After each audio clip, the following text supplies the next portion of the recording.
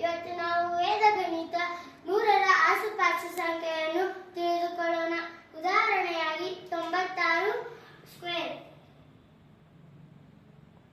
ಈ ಸಂಖ್ಯೆಯು 100ಕ್ಕೆ ಎಷ್ಟು ಸಂಖ್ಯೆ ಕಡಿಮೆ ಇದೆ ಅದನ್ನು ಇಲ್ಲಿ ಬರೆದುಕೊಳ್ಳಬೇಕು.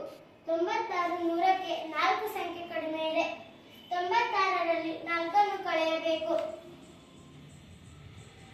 ಆನ್ಸರ್ 92 ಬರುತ್ತದೆ.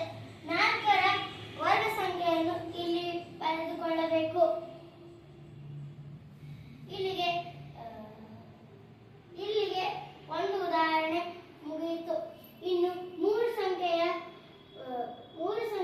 100ರ ಆಸುಪಾಸು ಸಂಖ್ಯೆಯನ್ನು ತಿಳಿದುಕೊಳ್ಳೋಣ.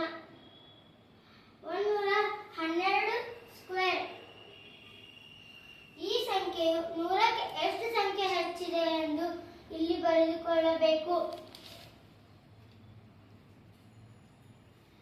ಈ ಸಂಖ್ಯೆಗಳನ್ನು ಕೂಡಿಸಿಕೊಳ್ಳಬೇಕು.